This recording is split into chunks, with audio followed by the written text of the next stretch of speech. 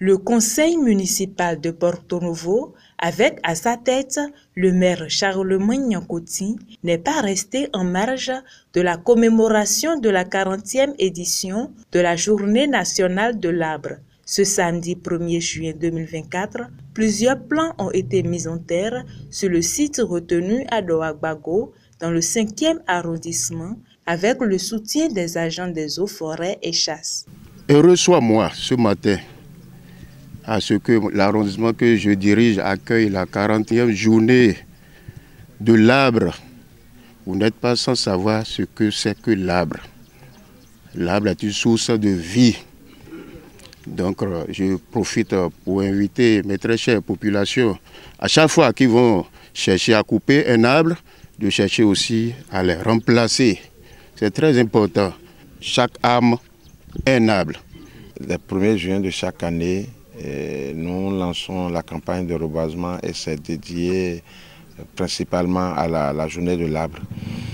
C'est le lieu de saluer la mémoire du général Mathieu Kérékou qui a su instituer cette journée de l'arbre depuis une quarantaine d'années et qui s'est perpétuée dans le temps. Et fort heureusement que nous sommes habitués à le faire, à faire cet exercice, parce qu'aujourd'hui nous vivons dans un environnement où le changement climatique nous impacte fortement. Et Porto Novo s'est donné comme ambition d'être une ville verte. Malheureusement, nos pratiques, comme l'a dit le CA, nos attitudes vont à l'encontre de notre ambition. Et c'est le lieu, encore une fois, de sensibiliser la population et de dire que si nous nous donnons la peine de mettre en tête des plans, nous avons le devoir de leur garantir une certaine croissance et d'éviter de les couper. Parce que c'est déjà important de mettre en tête un plan. Comme le dit habituellement les gens, tout homme qui met un plan en terre n'a pas vécu inutilement.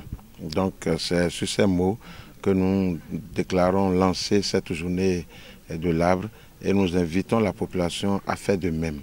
Le responsable communal des eaux, forêts et chasses de Porto Novo met l'accent sur les différents types de plants mis en terre. Aujourd'hui, nous voulons mettre des plants d'acacia et des plants de Terminalia superba sur une superficie de 0,5 hectares avec 11 250 plants.